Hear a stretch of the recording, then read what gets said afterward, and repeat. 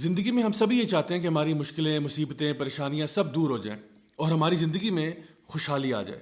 تو آج جو میں آپ کے ساتھ ویڈیو میں میسج شیئر کر رہا ہوں، میں سمجھتا ہوں یہ بہت ہی امپورٹنٹ میسج ہے، اتنا امپورٹنٹ کہ یہ ویڈیو آپ کو روزانہ دیکھنا چاہیے، اور اگر روزانہ نہ بھی دیکھ پائیں، جب بھی کسی مصیبت میں، پریشانی میں آپ پھنسے ہوں، یہ ویڈیو ضرور دیکھیں۔ انشاءاللہ امید ہے کہ آپ کو بہت فائدہ ہوگا۔ اس لیے نہیں کہ یہ ویڈیو میں نے بنایا، لیکن اس لیے کہ اس میں اللہ سبحانہ تعالیٰ کے کلام میں سے کوئی ایسی آیات آپ کے ساتھ شیئر کروں گا جس کے بارے میں اکثر لوگ غافل ہیں۔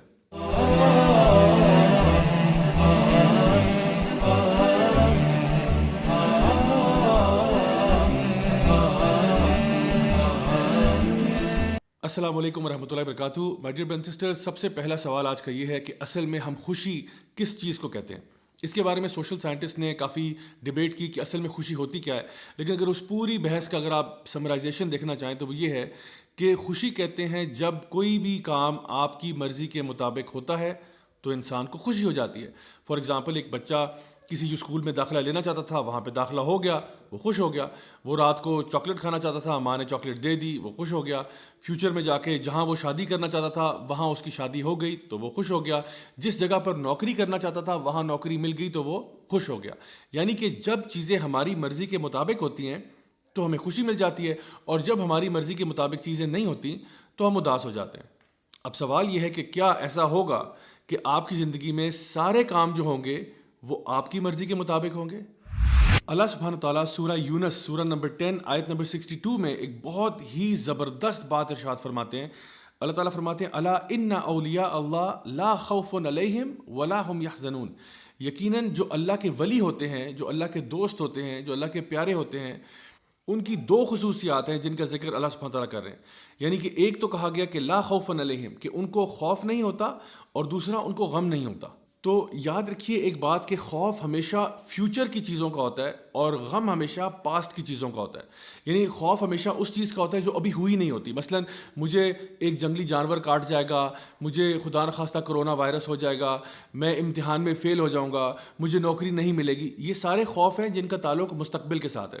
اور اسی طرح سے غم جب انسان کو ہوتا ہے تو وہ ہمیشہ کسی پاسٹ کی چیز یا ماضی کی چیز کے بارے میں ہوتا ہے۔ مثلا کاش کہ میں نے پڑھ لیا ہوتا تو آج فیل نہ ہوتا، کاش کہ میں نے یوں کر لیا ہوتا، کاش کہ میں نے وہ کر لیا ہوتا۔ یعنی انسان جب بھی غم کی حالت میں ہوتا ہے تو غم ہمیشہ گزری ہوئی بات پر کیا جاتا ہے، اور جب بھی انسان خوف زدہ ہوتا ہے تو وہ ہمیشہ کسی فیوچر کی چیز کے بارے میں خوف زدہ ہو رہا ہوتا ہے۔ تو اللہ سبحانہ تعالیٰ یہ بتانا چاہ رہے ہیں کہ اگر آپ واقعی میں اللہ کے ولی ہیں، اللہ کے دوست ہیں، تو آپ کو یہ پتہ ہونا چاہیے کہ اللہ تعالیٰ العلیم بھی ہے اور الحکیم بھی ہے۔ العلیم کا مطلب یہ ہے سب سے زیادہ علم والا اللہ ہے، الحکیم کا مطلب یہ ہے سب سے زیادہ حکمت والا اللہ ہے۔ یعنی اللہ تعالیٰ ہمارے سے علم میں بھی زیادہ ہے، ہمارے سے سمجھ میں بھی، ہمارے سے وزڈم میں بھی زیادہ ہے، اور ہمیں شاید کسی بھی تصویر کا ایک چھوٹا سا پکسل نظر آ رہا ہوتا ہے، اور اللہ تعالیٰ کو پوری تصویر نظر آ رہی ہوتی ہے۔ ہم اپنی لمیٹڈ سوچ کے اندر اکثر اوقات مسئلوں کو سمجھ نہیں پاتے، جیسا کہ سورہ البقرہ کے اندر بھی سورہ نمبر 2 آیت نمبر 216 میں اللہ سبحانہ تعالیٰ ارشاد فرماتے ہیں کہ شاید ہو سکتا ہے کہ تم کسی چیز سے محبت کرتے ہو، تم کسی چیز کو اپنے لیے اچھا سمجھتے ہو، لیکن وہ تمہارے لیے اچھی نہیں ہے، اور ہو سکتا ہے کہ تم جس چیز کو برا سمجھتے ہو اصل میں وہ تمہارے لیے بری نہ ہو۔ اللہ جانتا ہے اور تم نہیں جانتے۔ تو جس دن انسان یہ فیصلہ کر لیتا ہے کہ اللہ مجھ سے زیادہ جانتا ہے، اللہ مجھ سے بہتر جانتا ہے، اللہ کی حکمت میرے سے بہت زیادہ ہے، تو وہ آٹومیٹکلی اپنی مرضی کی بات نہیں کرتا، وہ اللہ کی مرضی کی بات کرتا ہے۔ اسی لیے صحابہ کرام رضی اللہ عنہم اجمعین یہ کہا کرتے تھے کہ جب ہم لوگ دعا مانگتے ہیں اور ہماری دعا قبول ہو جاتی ہے تو ہمیں بڑی خوشی ہوتی ہے، اور جب ہماری دعا قبول نہیں ہوتی تو ہمیں اور بھی زیادہ خوشی ہوتی ہے کہ پہلے تو جو مرضی تھی وہ ہماری تھی، لیکن اب جو ہوگا وہ اللہ کی مرضی کے مطابق ہوگا، اور یقیناً اللہ کی مرضی ہماری مرضی سے بہتر ہے۔ اللہ آپ کو آپ کی ماں سے بھی زیادہ چاہتا ہے، تو ایسا کیسے ہو سکتا ہے کہ اللہ آپ کے ساتھ کوئی ایسا معاملہ کرے جو آپ کے لیے برا ہے؟ میں آپ کو اپنی لائف سے کچھ ایگزامپلس بتاتا ہوں کہ جب میں نے کالج یونیورسٹی کی طرف جانا شروع کیا تو میں نے کچھ یونیورسٹیز کے لیے اپلائی کیا جہاں پہ میرا بہت دل تھا، اور میں نے بڑی محنت بھی کی، میں نے دعائیں بھی بہت مانگی، لیکن میرا داخلہ نہیں ہوا۔ پہلے ایک یونیورسٹی کے لیے ٹرائی کیا، پھر دوسری کے لیے ٹرائی کیا، دونوں میں نہیں ہوا، اور آپ یقین کریں میں اتنا ڈیوسٹیٹ ہوا، میں ایک طرح سے آپ کہہ سکتے ہیں کہ میں اللہ تعالیٰ سے نعوذ باللہ کوئی ناراض ہو گیا، اور میں یہ سوچنے لگ پڑا کہ یا اللہ مطلب تیرا اتنی بڑی تیری کائنات ہے، اتنا بڑا تیرا قبضہ قدرت ہے، اور اس میں اگر ایک مسکین میرے جیسا اس یونیورسٹی میں چلا جاتا تو اس میں کیا کمی آ جانی تھی؟ یعنی کہ اگر میرے جیسا ایک مسکین انسان اس یونیورسٹی میں داخل ہو جاتا تو آخر اس میں کیا ہی حرج تھا؟ لیکن آپ یقین کریں کئی سالوں کے بعد مجھے سمجھ میں آیا کہ اس کی حکمت کیا تھی. میں ان یونیورسٹیز میں ایز اے اسٹوڈنٹ تو نہیں گیا، لیکن بار بار ان یونیورسٹیز میں ایز اے ٹیچر ضرور گیا، لیکچرز دینے کے لیے، ٹاکس دینے کے لیے، ورک شاپس کرانے کے لیے. اور جس شان و شوکت کے ساتھ میں وہاں پہ گیا اور جس پروٹوکول کے ساتھ گیا، وہ اللہ ہی بہتر جانتا ہے کہ میں اس کا ڈیزرونگ تو نہیں تھا.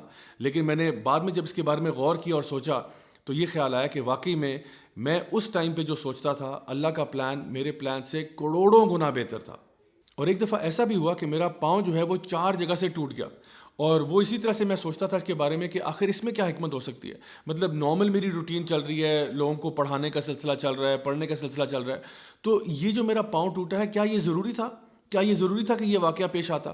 لیکن آپ یقین کریں کہ اس پاؤں ٹوٹنے کی وجہ سے 2 مہینے میں جب بیڈ ریسٹ پہ گیا ہوں تو مجھے اتنی زیادہ کتابیں پڑھنے کا موقع ملا کہ الحمدللہ میرے نالج میں اضافہ ہوا، اور مجھے معلوم ہے کہ وہ میرے لیے ادروائز کرنا پاسبل نہیں تھا.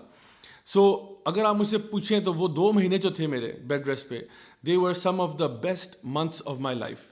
اسی طرح سے ہماری زندگی میں ایسے بہت سارے واقعات آتے ہیں کہ ہم لوگوں نے CSS کا امتحان دیا، نہیں ہو سکا، کہیں پہ شادی کرنا چاہ رہے تھے، نہیں ہو سک رہی وہاں پہ، کہیں اور ہم نے بزنس میں انویسٹ کیا، بات نہیں بنی، تو ہم پریشان ہو کے بیٹھ جاتے ہیں کہ پتہ نہیں ایسا آخر کیوں ہے. کبھی کبھار اولاد کے معاملے میں ہم یہ سوچتے ہیں کہ ہائے میں تو بیٹے چاہتا تھا، اللہ مجھے بیٹیاں کیوں دے رہا ہے، یا میں اولاد چاہتا تھا، مجھے اولاد کیوں نہیں مل رہی. آپ یقین کریں گے میں کچھ ایسے لوگوں کو بھی جانتا ہوں جن کی شادی کے 18 سال کے بعد، 20 سال کے بعد اللہ تعالیٰ نے ان کو اولاد دی ہے. کچھ ایسے لوگ بھی ہیں جنہوں نے بہت چھوٹے بزنس سے آغاز کیا اور 10 15 20 سال کے بعد اللہ تعالیٰ نے ان کو کروڑ پتی بنا دیا. مائی ڈیئر برادرز سسٹرز، اللہ تعالیٰ آپ کے ٹائم ٹیبل کے مطابق نہیں چلتا، ہم اللہ تعالیٰ کے بتائے ہوئے ٹائم ٹیبل کے مطابق چلتے ہیں. سو آپ اپنے طور پہ پوری کوشش کریں، پوری محنت کریں. اگر تو اللہ تعالیٰ نے چاہا تو اسی میں اللہ تعالیٰ خیر و برکت ڈال دے گا، اور اگر اللہ تعالیٰ نے ایسا نہ چاہا تو یہ بات جان لیں کہ جو بھی فیصلہ اللہ کا ہوگا وہ آپ کے لیے بہتر ہوگا. اسی لیے اللہ سبحانہ تعالیٰ ان اگلی آیات میں ارشاد فرماتے ہیں الذین آمنوا وکانوا یتقون، کہ یہ وہ لوگ ہیں جو اللہ کے ولی ہیں، جو کہ ایمان لاتے ہیں اور تقوی اختیار کرتے ہیں. لہم البشریٰ فی الحیات الدنیا وفی الآخرہ، اللہ تعالیٰ ان کو خوشخبریاں سناتا ہے دنیا میں بھی اور آخرت میں بھی. مائی ڈیئر برادرز سسٹرز، اگر آپ ان آیات کو سمجھ جائیں تو آپ کو یقین ہو جائے کہ جو لوگ بھی اللہ تعالیٰ کے دوست بن جاتے ہیں، نہ فیوچر کے بارے میں ان کو ٹینشن ہوتی ہے کیونکہ ان کو پتہ ہے کہ جو فیصلہ اللہ کرے گا وہ بہتر ہوگا، نہ پاسٹ کا غم ہوتا ہے کیونکہ وہ پاسٹ کے بارے میں اگر جو غلطیاں کوتاہیاں ہوئی ان سے توبہ کر کے آگے آپ جا چکے ہیں. یہی وہ لوگ ہیں جن کے بارے میں اللہ تعالیٰ فرماتا ہے کہ اللہ تعالیٰ ان کو دنیا میں بھی خوشیاں دیتا ہے اور آخرت میں بھی خوشیاں دیتا ہے. انشاءاللہ آئی ہوپ کہ اس سے آپ کو بات واضح ہوگی، اور اب پریشانی ٹینشن لینے کی کوئی ضرورت نہیں ہے کیونکہ اللہ ہمارے ساتھ ہے نا. ٹینشن تو وہ شخص ہے جس کے ساتھ اللہ نہ ہو، لیکن جو اللہ کا دوست ہے اس کو کیا خوف، اس کو کیا غم. Until next time, this is me, Raja Zaulak, signing off. Wassalamu alaikum wa rahmatullahi wa barakatuh.